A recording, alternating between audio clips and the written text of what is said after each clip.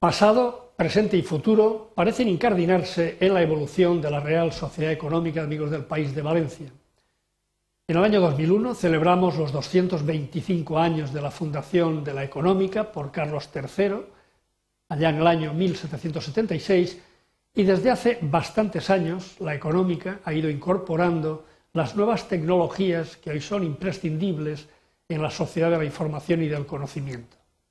En este caso, damos un paso más presentando nuestra página web. En un mundo donde la globalización avanza a pasos agigantados, en el que ya no existen fronteras y en el que la red de redes, Internet, invade cada vez más nuestra propia intimidad, es necesario humanizar y dotar de nuevos contenidos a esta nueva sociedad cibernética.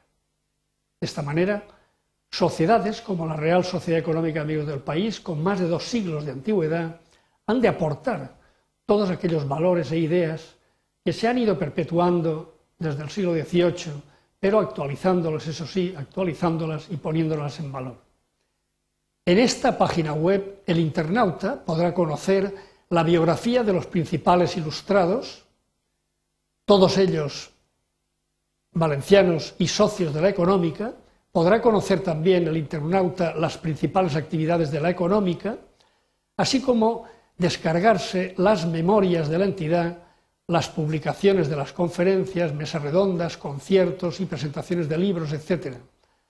Actividades en las que han participado personajes relevantes de la vida cultural, social y económica española. Esta página web servirá para poner al alcance de todos los investigadores y curiosos el catálogo de la biblioteca y archivo de la entidad, que pasa por ser uno de los principales fondos privados de la Comunidad Valenciana.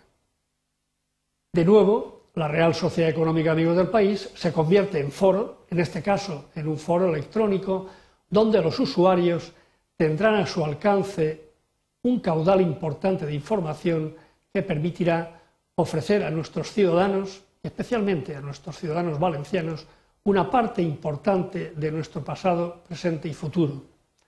Esperamos, pues, que disfruten de la página web de la Real Sociedad Económica de Amigos del País de Valencia.